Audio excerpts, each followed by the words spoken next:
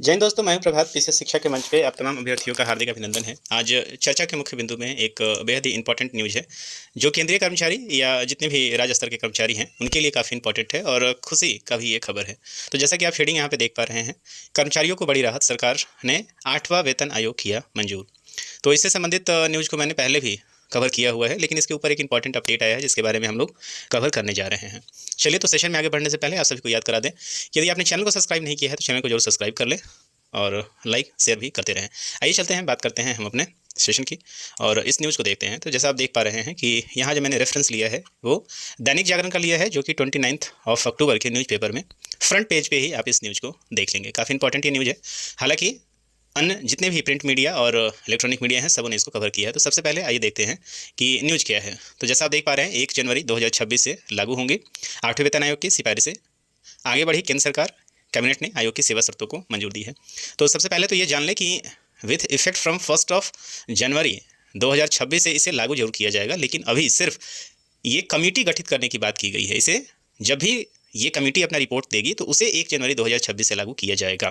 आइए देखते हैं पूरा न्यूज़ है। केंद्र सरकार 8वें वेतन आयोग पर आगे बढ़ी है और मंगलवार को उसने इस आयोग की सेवा शर्तों को मंजूरी प्रदान कर दी है। इससे केंद्र सरकार के 50 लाख कर्मचारी और लगभग 69 लाख पेंशन भोगियों को लाभ होगा। सुप्रीम कोर्ट के पूर्व न्यायाधीश रंजना प्रकाश देसाई को इस आयोग की अध्यक्ष बनने वाले प्रस्ताव को पीएम नरेंद्र मोदी की अध्यक्षता वाली कैबिनेट की बैठक ने हरी झंडी दे दी है। तो यहाँ से जो क्वेश्चन है कि इसके अध्यक्ष कौन होंगे, तो अभी जो ये कमेटी गठित हुई है तो ये पूर्व सुप्रीम कोर्ट की जज हैं और नाम जो है इनका आप जान रहे हैं, रंजना प्रकाश देसाई है। और ये रंजना प्रकाश देसाई जो है काफ़ी चर्चित चेहरा है। इनको आप पहले से भी सुने होंगे। इससे पहले आपने यूसीसी में इनका नाम सुना होगा और इसके पहले जम्मू कश्मीर का जो परिसीमन हुआ था वहाँ भी इन्होंने महत्वपूर्ण, यहीं उसके अध्यक्ष भी थी। तो इसको भी आप याद रखेंगे। तो आयोग में एकमात्र सदस्य IIM बैंगलोर के प्रोफेसर पुलक घोष होंगे, जबकि पेट्रोलियम मंत्रालय के सचिव पंकज जैन को इसका सदस्य सचिव बनाया गया है। तो जो कमेटी गठित हो रही है उसमें एक इसके अध्यक्ष हैं, मुख्य जो है वो, और इनके साथ एक और इनके मेंबर हैं। सरकार के इस फैसले को बिहार में विधानसभा चुनाव से भी जोड़कर देखा जा रहा है। आपको मालूम है कि भी 6 नवंबर से बिहार विधानसभा का इलेक्शन शुरू हो रहा है और पता है कि बिहार में जो सरकारी कर्मचारियों की संख्या भी बहुत बड़ी होती है सेंटर स्तर पर। तो संभवतः इसे भी साधा जा रहा है यहाँ से, जहां 6 और 11 नवंबर को मतदान होना है। बिहार में सरकारी नौकरियों में बहाली का एक बड़ा चुनावी मुद्दा भी है, तो यहाँ पे भी बताया जा रहा है। लेकिन सरकार यहाँ पे अग्निवीर वाले मैटर को लेकर बिल्कुल ही चुप है, उसके ऊपर कोई भी चर्चा नहीं करने को तैयार है, क्योंकि अग्निवीर का एक बैच का टेन्योर अब यहाँ पे समाप्त होने वाला है। सूचना एवं प्रसारण मंत्री अश्विनी वैष्णव ने कैबिनेट बैठक के बाद बताया कि आयोग के गठन की घोषणा जनवरी 2025 में कर दी गई थी, लेकिन अब इसकी सेवा शर्त that is terms of reference की मंजूरी से प्रक्रिया तेज हो गई है। आयोग ने अपनी पहली मुख्य रिपोर्ट गठन के 18 महीने के भीतर जमा करनी होगी। तो मतलब आप देख रहे हैं कि आज 29 अक्टूबर है और आज से 18 महीने, मतलब ये है कि 2025 ये चल रहा है और 18 महीने आप जोड़ लीजिए यहाँ से, तो 2026 के आप देखेंगे कि मार्च अप्रैल वाले सेशन, मतलब 2026 का जब सेशन समाप्त हो रहा होगा तो 2027 वाले सेशन में इसके बारे में अब रिपोर्ट जमा किया जाएगा। मुद्दों और अंतरिम रिपोर्ट भी प्रस्तुत कर सकता है। हालांकि 8वें वेतन आयोग की सिफारिशें 1 जनवरी 2026 से लागू होंगी। मतलब चाहे रिपोर्ट जब भी आए, इसे जब लागू किया जाएगा तो विथ इफेक्ट फ्रॉम 1 जनवरी 2026 आएगा। मतलब इसके ऊपर जो भी कर्मचारी हैं, अधिकारी हैं, उनको एरियर मिलेगा।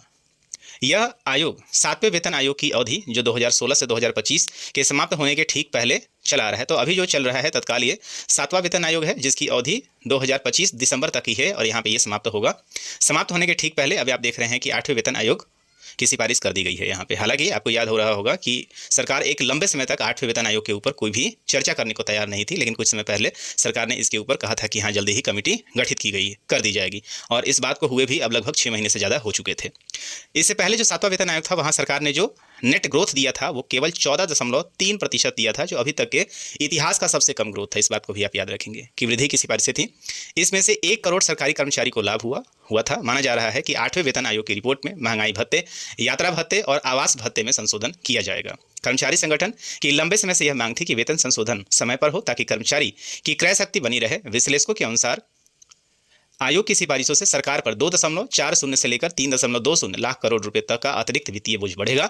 हालांकि ये केवल वित्तीय बोझ नहीं बढ़ता है, सरकार को इससे कई गुना प्रॉफिट हो जाता है, क्योंकि यदि पे कमीशन बढ़ेगा तो एक बड़ी जो संख्या है सरकार की, उनके पास पैसा आएगा और ये फिर पैसा मार्केट में जाएगा, तो ये मल्टीप्लायर इफेक्ट देता है। इस बात को भी याद रखेंगे तो सरकार को इससे बेनिफिट ही होगा। और यहाँ सरकार जहाँ पे इंटरनल डिमांड के ऊपर काम कर रही है, जिस तरीके से ट्रम्प टैरिफ का असर देखने को मिल रहा है भारतीय अर्थव्यवस्था पर या पूरे देश पूरे दुनिया की अर्थव्यवस्था पे, उसे भी ये न्यूट्रलाइज करने में सहायक होगा और इंटरनल डिमांड को मजबूत करने में भी ये पे कमीशन सहायक हो सकता है।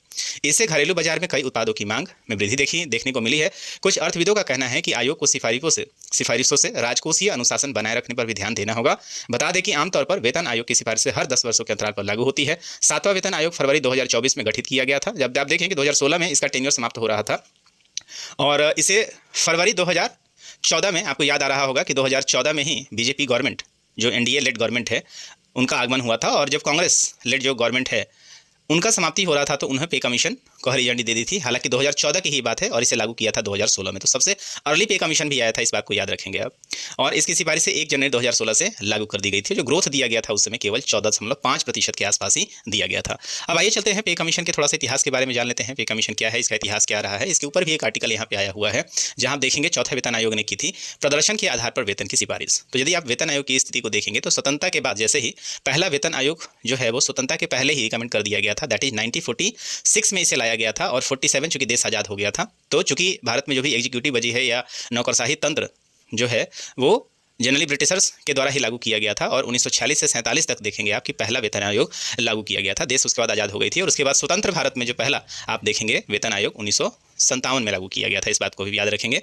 और प्रति 10 वर्षों पे पे कमीशन, यहाँ पे पे कमीशन के लिए कमेटी गठित की जाती है जो सरकारी कर्मचारियों के लिविंग स्टैंडर्ड को बेहतर बनाने का एक जरिया है या आप इसे एक टूल्स कह सकते हैं। तो आइए देखते हैं यहाँ पे पहला वेतन आयोग जनवरी 1946 में श्रीनिवास वरदाचारी की अध्यक्षता में बना है। ये एक पीटी का प्रश्न बन सकता है। इस आयोग ने मई 1947 में अपनी रिपोर्ट सौंपी थी जिसका मुख्य काम सरकारी कर्मचारियों के सैलरी स्ट्रक्चर की समीक्षा करना और नए स्ट्रक्चर की समीक्षा करना था। तो जो भी पे स्ट्रक्चर है उसे बार बार रिवाइज करना ताकि जो इन्फ्लेशन चल रहा है उसका कम से कम प्रभाव पड़े और जो एक स्टैंडर्ड है, लाइफ स्टैंडर्ड, वो बना रहे। कमीशन ने सरकारी कर्मचारियों के लिए एक अच्छा जीवन स्तर सुनिश्चित करने के लिए लिविंग वेज का सिद्धांत पेश किया था। लिविंग वेज का आवश्यक एक न्यूनतम आय है जिसमें कर्मचारी और उसका परिवार गुणवत्तापूर्ण जीवन जी सके, मतलब एक सम्मानपूर्वक जिसको आप कहते हैं जीवन जी सके। सेकंड आप देखेंगे पे कमीशन जो आया था वो 1957 से लेकर 1959 के बीच में इसे दिया गया था। जो दूसरा वेतन आयोग है मतलब इसके बीच में सिफारिश की गई थी और ये रहता कितने हैं 10 सालों के लिए। तो एक दशक बाद अगस्त 1957 में जगन्नाथ दास की अध्यक्षता में दूसरा वेतन आयोग आया जिसने 2 साल बाद ही अपनी रिपोर्ट पेश की जिसमें हर महीने 80 रुपये के न्यूनतम वेतन की सिफारिश की गई। तो जो सेकंड जो आप देखेंगे पे कमीशन जो आया था उस समय सैलरी जो है मिनिमम जो सैलरी था वो 80 रुपये पर महीने था। फिर उसके 10 वर्षों के बाद आप देखेंगे 1970 जो 1970 का जो समय था इसने 3 साल का समय लिया जो वेतन आयोग आया था। तो आप देखें इस समय जो है रघुवीर दयाल की अध्यक्षता में तीसरे वेतन आयोग ने सार्वजनिक और निजी क्षेत्र के बीच में वेतन में बराबरी पर जोर दिया। तो तीसरा जो वेतन आयोग था वो काफ़ी इंपॉर्टेंट था क्योंकि यहाँ पे प्राइवेट और गवर्नमेंट के बीच में एक बहुत बड़ी जो खाई थी उसको यहाँ पे पाटने का प्रयास किया गया था और जो सरकारी कर्मचारी थे इसके वेतन काफ़ी कम हुआ करती थी उसके प्राइवेट से मैच करने का कोशिश किया गया था और असमानता को दूर करने पे काम किया गया था। फोर्थ पे कमीशन आप देखेंगे अगेन 1983 3 साल का इसने भी समय लिया था और जून 1983 में पीएन सिंघल की अध्यक्षता में ये चौथा वेतन आयोग लाया गया था और 4 साल में 3 चरण में अपनी सिफारिशें इसने पेश की थी। हर महीने 750 रुपये न्यूनतम वेतन की सिफारिश की गई थी। तो आप देखेंगे कि जहां सेकंड जो पे कमीशन था जहां 80 रुपीज़ का दिया गया था वहां जो चौथा पे कमीशन आता है वहां पे अब ये पेमेंट जो है वो 750 रुपये पहुंच गया है। पांचवा वेतन आयोग आप देख लें 94 से 97 9 अप्रैल 1994 को अधिसूचित किया गया था और आयोग की अध्यक्षता यहाँ पे जस्टिस एस रत्नावेल पांडियन ने किया था। तो इसको याद रखेंगे।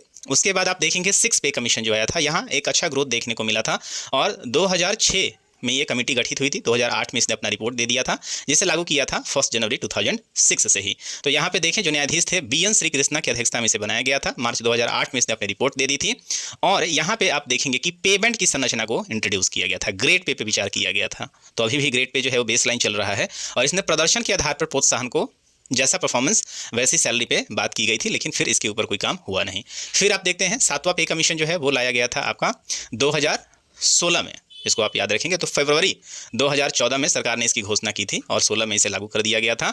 और आप देखेंगे यहाँ पे कि लागू हुआ आयोग ने वेतन अनाउंस और पेंशन में कुल 23.55% की बढ़ोतरी की सिफारिश की थी। तो यहाँ पे सिफारिश जो था वो 23.55% का था जबकि दिया गया था केवल 14%। इस बात को आप याद रखेंगे। तो कुल मिला के इस तरीके से 7 पे कमीशन जो है वो लगाए जा चुके हैं। दिसंबर 2025 में इसका जस्टिस माथुर इसके अध्यक्ष थे उस समय। तो हो चुका है और 8वां पे कमीशन के लिए अब सरकार यहाँ पे टर्म ऑफ रेफरेंस का मतलब है कि जो रिकमेंडेशन है जितनी भी सर्विसेज हैं उससे सरकार अभी लेगी और लेने के बाद फिर इसके ऊपर विचार करेगी क्या लेना है और अंत रिपोर्ट कब तक सौंपती है। 18 महीने का ड्यूरेशन दिया गया है, इसे आगे भी बढ़ाया जा सकता है या कम भी किया जा सकता है। तो अभी ये प्रपोजल है, अब इस पर आगे अपडेट का इंतजार करना पड़ेगा, क्या अपडेट होता है, सरकार इसे कब लेकर आती है।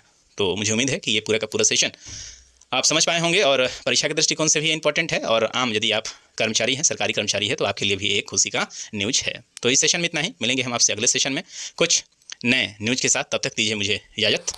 साइनिंग ऑफ, दिस इज प्रभात। जय हिंद।